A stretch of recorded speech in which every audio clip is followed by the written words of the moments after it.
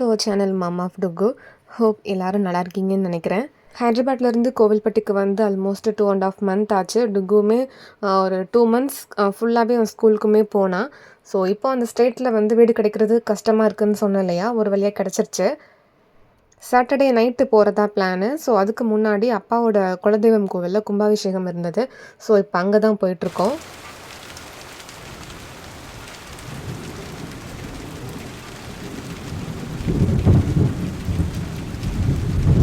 இந்த கோவில் எக்ஸாக்டாக அருப்புக்கோட்டை, அந்த கமுதி, பசும்பொன் அந்த கோவில்லாம் போவோம் இல்லையா, அந்த ரூட்டில் இருக்குது. போகிற வழியில் எட்டயபுரம் தாண்டி தான் போனோம். அங்கே இருக்கிற அந்த குளமா கம்மாயா என்னன்னு தெரில, அது ஃபுல்லுமே நிறைஞ்சு சூப்பராக இருந்தது பார்க்குறதுக்கு. வழி நெடுகு ஃபுல்லுமே சன்ஃப்ளவர் தான். இப்போ சீசன் போல் ரொம்பவே சூப்பராக இருந்தது. மழையுமே அப்பப்போ பொழிஞ்சிட்டே தான் இருந்துச்சு.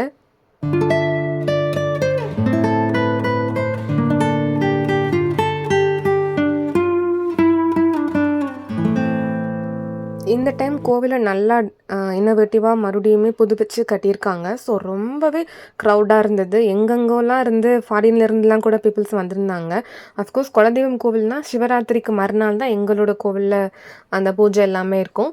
பட் கும்பாபிஷேகம்னால அந்த சிவராத்திரிக்கு கூட அவ்வளோ கூட்டம் பார்த்துருக்க மாட்டோம் இது வரைக்கும். இப்போ ஒரு 28 இயர்ஸ் ஆகுது, எவ்ரி இயர் போவோம். இந்த அளவுக்கு கூட்டம் யாருமே பார்த்ததில்லன்னு தான் சொன்னாங்க. கிட்டத்தட்ட ஒரு 20,000க்கு மேலே வந்திருப்பாங்க ஒரு கும்பாபிஷேகம் ஃபங்க்ஷனுக்கு மட்டும். இது நான் 1 டே சொல்கிறேன், 4 டேஸாக நடந்துகிட்டு இருந்தது. கும்பாபிஷேகம் வந்து 19th அன்னைக்கு, 16th ஸ்டார்ட் ஆயிடுச்சு. சில பூஜை எல்லாமே ஸ்டார்ட் ஆயிடுச்சு. இப்போ லைனில் நீங்கள் பார்க்குறது ஒரு சைடு இருக்கிற க்யூ மட்டும்தான்.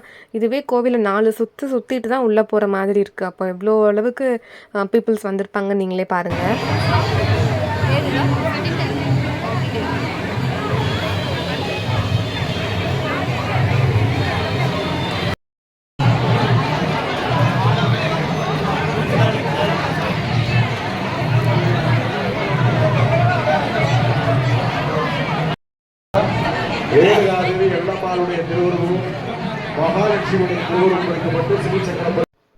ரொம்பவே சூப்பராக அலங்காரம்லாம் பண்ணியிருந்தாங்க. அப்புறம் மெயினாக பிரசாதம் ஃபுட்டு பார்த்திங்கன்னா, ஒரு கல்யாண வெட்டிங்க்கு போனால் எந்த அளவுக்கு இருக்கும் அந்த மாதிரி இருந்தது. ஒரு கோவில் பிரசாதம்னே சொல்ல முடியாது, அந்தளவுக்கு கிராண்டாக நிறைய வெரைட்டிஸ் இருந்தது. என்னென்ன ஃபுட் அங்கே கொடுக்குறாங்களோ அது எல்லாமே வெளியிலேயே நோட்டீஸ் போர்டு, அப்புறம் பெரிய பெரிய போர்டுலலாம் மென்ஷன் பண்ணியிருந்தது.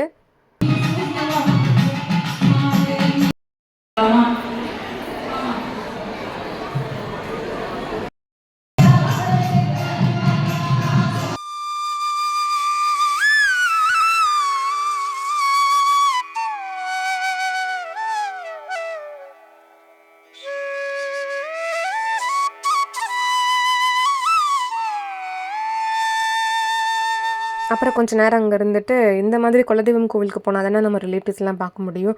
அப்பா சைடு ரிலேட்டிவ்ஸ் யாருன்னே தெரியல. முன்ன பின்ன பார்த்தா தானே தெரியும். வருஷத்துக்கு ஒரு தடவை பார்க்குறது மறந்துடுதில்ல. ரொம்ப பேர் பார்த்து மீட் பண்ணி பேசுனது ரொம்பவே ஹாப்பியாக இருந்துச்சு.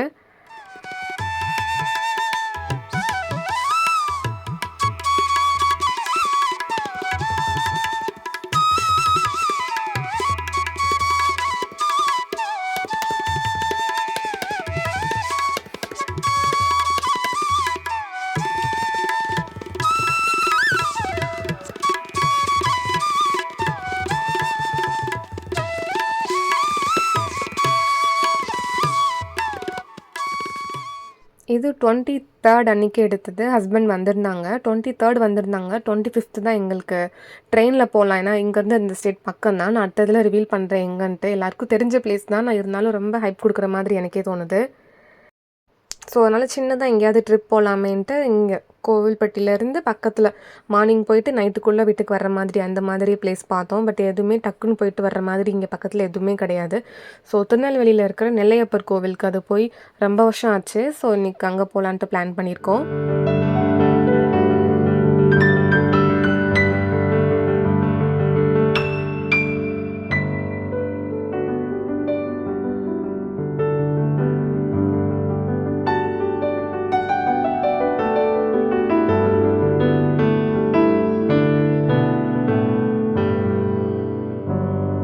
மதியம் ஒரு 3:40க்கு மேலே கிளம்புனோம். ரொம்பவே சன்னியாக தான் இருந்துச்சு. அப்புறம் திருநெல்வேலி க்ளோஸ் ஆக ஆக கொஞ்சம் இருட்டிட்டு மழை வர்ற மாதிரி இருந்தது. பட் மழை எதுவுமே வரல. கிளைமேட் ஓவராலாக நல்லாவே இருந்துச்சு.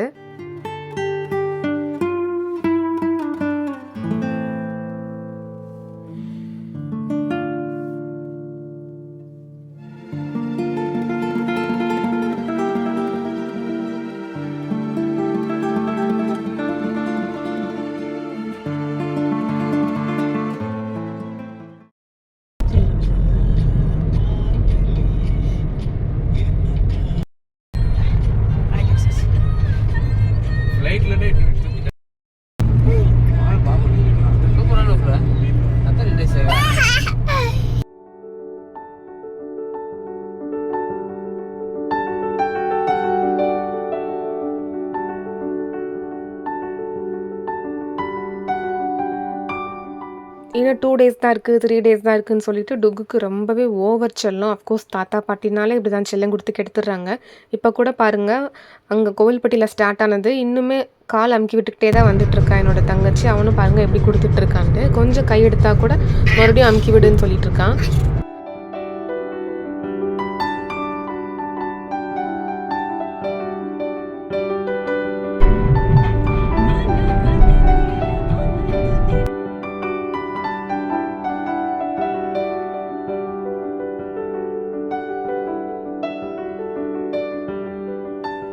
இப்போ கோவில் பக்கத்தில் வந்தாச்சு. இந்த ரோட்லேருந்து பார்க்கும்போதே தெரியும், லாங் டிஸ்டன்ஸில் இருந்தே நம்மளோட அந்த கோவிலோட டாப் வியூ நல்லாவே விசிபிளாக தெரியும்.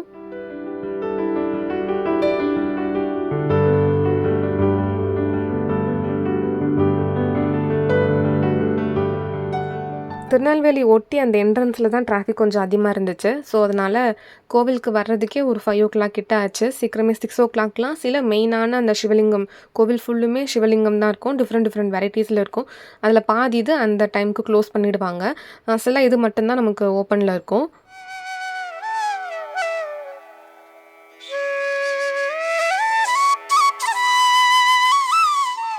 கோவில் உள்ளார ஸ்ட்ரிக்ட்லி ஃபோட்டோஸ், வீடியோஸ் எதுவுமே எடுக்கக்கூடாது. நம்ம வெளியில் வந்துட்டு அந்த கோபுரம் அதை கவர் பண்ணிக்கலாம். பட் உள்ளே இருக்கிற சிவலிங்கம் வந்து கண்டிப்பாக ஃபோட்டோஸ் எடுக்கவே கூடாது. அதனால் சில ரேண்டமாக ரொம்ப அந்த எஸ்தட்டிக்காக இருக்கிற மாதிரி சில இது மட்டும்தான் எடுத்தேன். அதுவுமே 1 or 2 seconds மட்டும்தான். அதுவுமே போலீஸ் வந்து வாட்ச் பண்ணிக்கிட்டே தான் இருக்காங்க. ஸோ அதனால் எடுக்கிறது கொஞ்சம் கஷ்டமாகவே தான் இருந்துச்சு. பட் கோவில் ரொம்பவே சூப்பராக இருக்கும். என்ன ரொம்ப தூரம் நடக்கிற மாதிரி இருக்கும். மற்ற கோவில் விட இது ரொம்ப பெருசாக இருக்கும். ஸோ கொஞ்சம் நடந்து போகிற மாதிரி இருக்குது.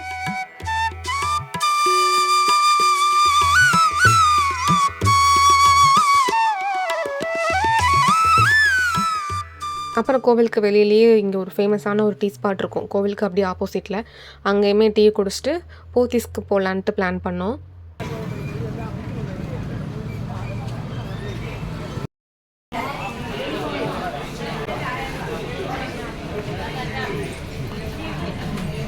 நீங்களே வச்சுருக்கீங்க, அப்புறம் நீங்களே போய் இங்கே வெளியிலேயும் போய் எடுக்கிறீங்கன்ட்டு. நான் இப்போ மோஸ்ட்லி எல்லாமே ஆன்லைனில் தான் எடுக்கிறது. அது என்னமோ தெரியல எனக்கு. இந்த மாதிரி ஷாப்பில் போயிட்டு போட்டு பார்த்துட்டு எடுத்தால் கூட வீட்டுக்கு வந்ததுக்கப்புறம் அது லூஸாக இருக்க மாதிரி இருக்கும், இல்லைன்னா டைட்டாக இருக்கிற மாதிரி இருக்கும். பட் இந்த ஆன்லைனில் சும்மா ரேண்டமாக எஸ்ன்னு வாங்குறது அப்படியே ஃபிட்டாக நமக்குன்னே ஸ்டிச் பண்ண மாதிரி இருக்கும். அதனால் இப்போது கிட்டத்தட்ட காலேஜ் முடித்ததுலேருந்து தான் இந்த மாதிரி ஆன்லைனில் எடுக்கிறது. அதுக்கு முன்னாடி எல்லாமே நான் படித்த காலேஜில் ஸ்டிச் பண்ணி தான் போட்டு வரணும். லெகின்ஸ் எல்லாமே நாட் அலோடு.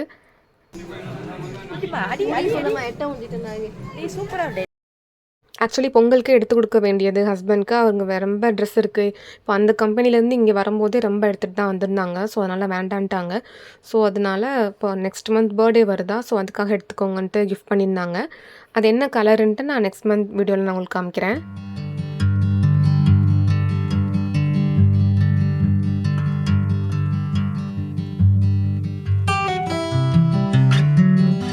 ஒரு ஈவினிங் 7 போல் தான் ரொம்ப க்ரௌடு அந்த லைனில். ஏன்னா அந்த கோவில் ஒட்டியே தான் பெரிய பெரிய அந்த பிராண்டு ஷாப் எல்லாமே இருக்கா. டைட்டான்லேருந்து போத்தீஸ், ஆர்எம்கேவி எல்லாமே அந்த லைனில் இருக்கும். ரொம்பவே ரஷ்ஷாக இருந்துச்சு.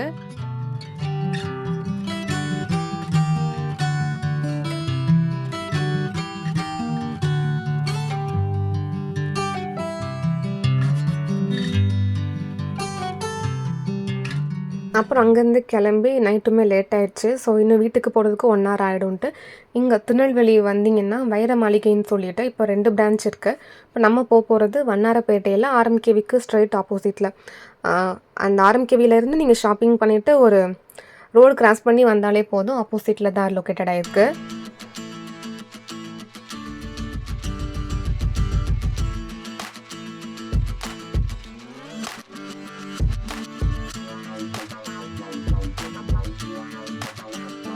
உள்ளேயே சின்னதாக பார்க் இருக்குது. ஸோ நீங்கள் கிட்ஸ் எல்லாம் வச்சுருந்தீங்கன்னா அதில் கூட கொஞ்சம் டைம் என்கேஜ் பண்ணி வச்சுக்கலாம். அந்த மாதிரி தான் செட் பண்ணியிருக்காங்க. ரொம்ப பெரிய பார்க்லாம் கிடையாது, சின்னதாக இருக்குது.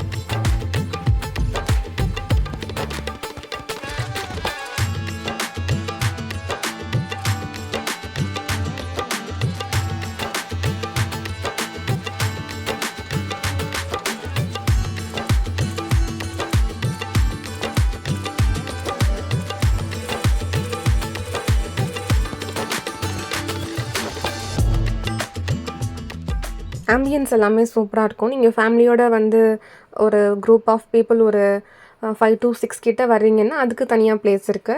இல்ல ஃப்ரெண்டோட வரீங்க 2 பேரு, 3 பேர் அதுக்கும் ஏத்த மாதிரி சில பிளேஸஸ் எல்லாமே இருக்கு. ஓவரால் ஆம்பியன்ஸ் ரொம்பவே சூப்பரா இருக்கும். நான் இத ஃபுல்லா கவர் பண்ணல. உள்ள என்ட்ரன்ஸ் ஆகுறது மட்டும் தான் எடுத்திருந்தேன்.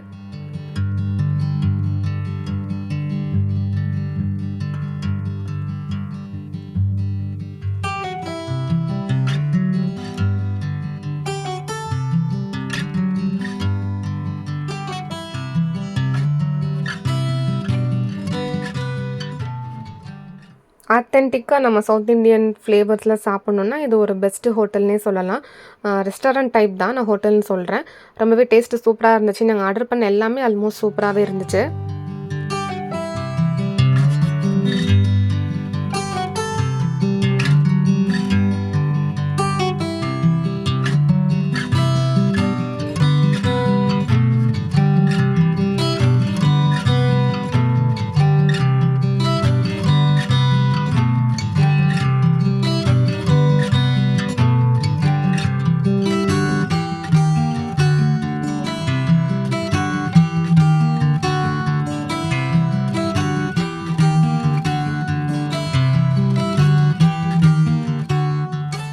இஃப் இன் கேஸ் நம்ம எதனா ஆர்டர் பண்ணுறோம், ஏதாவது வித்தியாசமா சாப்பிடணும்னு நெனைப்போம்ல. பட் நம்ம ஆர்டர் பண்ணிருவோம். அது எப்படி இருக்குமோன்ட்டு நமக்கு கொஞ்சம் டவுட்டாவே இருக்கும் இல்லையா? ஸோ அந்த மாதிரி டவுட் இருந்தா கூட அவங்க டேப்லயே காமிப்பாங்க அந்த டிஷ் எப்படி இருக்குன்ட்டு. அவங்க ஆல்ரெடி குக் பண்ணியிருந்த வீடியோவே நமக்கு காமிப்பாங்க. இன்கிரீடியன்ட்ஸ் எதுவும் காமிக்க மாட்டாங்க. அதோட லுக் நமக்கு வீடியோவா காமிப்பாங்க. ஸோ நமக்கு இது இப்படி தான் இருக்குன்ட்டு ஒரு ஐடியா கிடைக்கும்.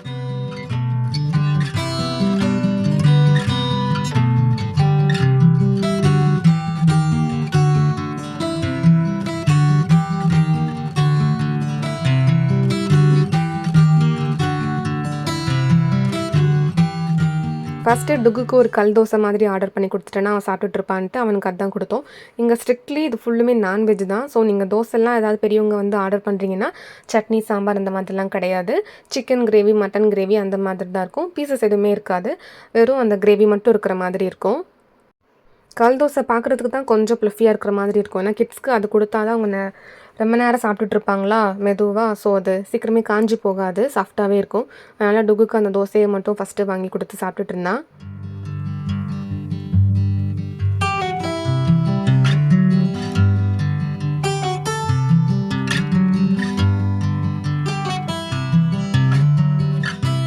அப்புறம் சூப்ல மட்டன் சூப்பு. அது ஓரளவுக்கு நல்லா தான் இருந்தது. ரொம்ப ஸ்பைசியாலாம் இல்ல. கிட்ஸ் சாப்பிடுற மாதிரி இருந்தது. தேவைப்பட்டுச்சுன்னா பெப்பர்ஸ் எல்லாமே நம்ம ஆட் பண்ணி கூட சாப்பிட்டுக்கலாம். பட் அவ்வளோ தான் ஆட் பண்ணாலும், அது ஸ்டார்ட்டிங்லேயே ஃபஸ்ட்டு அப்படி பண்ணா தான் நமக்கு அந்த காரம், அந்த ஃப்ளேவர் வந்து இறங்கும். பட் இது காரமாவே இல்ல. அப்புறம் தவா பரோட்டா வித் கடாய் சிக்கன். அதுவுமே ரொம்பவே சூப்பரா இருந்துச்சு. ரொம்ப ஆயிலியாலாம் இல்ல. அப்புறம் சிக்கன் பிரியாணி, அதுக்கப்புறம் இன்னும் எக்ஸ்ட்ராவா 2 தோசை, அப்புறம் 2 பரோட்டா. அது கூடவே இது வந்து ஃப்ரான்ல கோல்டன் ஃப்ரை. இதுவுமே ரொம்ப டேஸ்ட் நல்லா தான் இருந்துச்சு. ஓவராலா இது எல்லாமே சின்ன பசங்க சாப்பிட்ற மாதிரி இருந்தது. ரொம்ப காரமா எதுவுமே இல்ல. பட் நைட் டைம்க்கு இந்த ஸ்பைசி வந்து ஏத்த மாதிரி தான் இருந்துச்சு. ஃபுட்டு ஓவராலா சூப்பராவே இருந்தது. அங்க சாப்பிட்டுட்டு அதுக்கப்புறம் வீட்டுக்கு கிளம்பியாச்சு.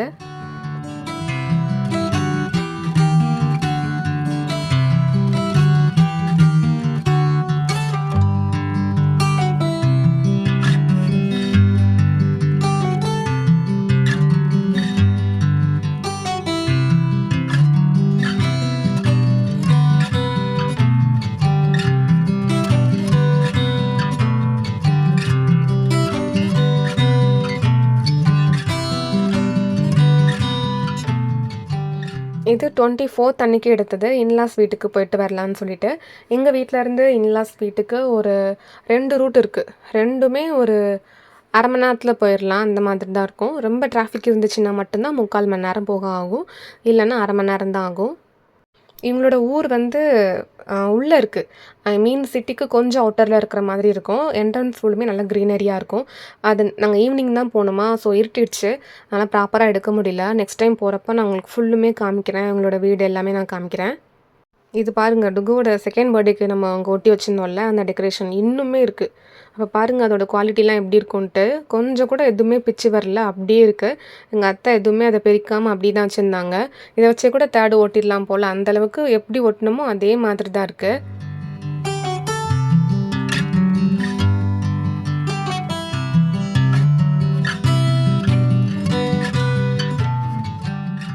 நாங்கள் ஊர் என்ட்ரன்ஸ்லேருந்து வீடு அப்புறம் சுற்றி அது வந்து வில்லேஜாக சூப்பராக இருக்கும் கிளைமேட் எல்லாமே. பெரிய 2 மலை கூட எங்கள் வீட்டிலேருந்து பார்த்தா பேக்கில் நல்லாவே விசிபிளாக தெரியும். அதெல்லாம் மார்னிங் வியூவில் காமிச்சா நல்லா இருந்திருக்கும். மார்னிங் நாங்கள் எந்திரிச்சதே லேட்டாக தான் இருந்துச்சுமா. ஸோ அதுக்குள்ளே ரொம்ப வெயில் வர ஆரம்பிச்சிருச்சு. அதனால் இவனுமே சேட்டை பண்ண ஆரம்பிச்சிட்டான். அதனால் இந்த வீடியோ எதுவுமே இந்த டைம் கவர் பண்ணல. நெக்ஸ்ட் நான் போகிறப்ப கண்டிப்பாக அதை சுற்றி இருக்கிற அந்த வியூஸ் எல்லாமே உங்களுக்கு நான் ஒரு ப்ராப்பராக வீடியோவாக காமிக்கிறேன்.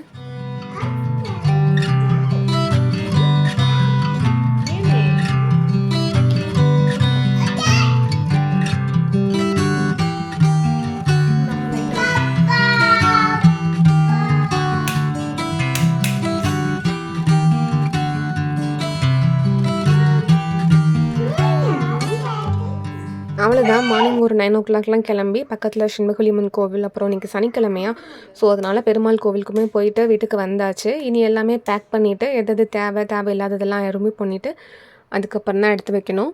ஸோ இந்த பேக் பண்ண வீடியோ என்னென்ன எடுத்துகிட்டு போகிறேன் டுக்கு வச்சுட்டு அது எல்லாமே நான் ப்ராப்பராக நெக்ஸ்ட் வீடியோவில் ஆட் பண்ணுறேன்.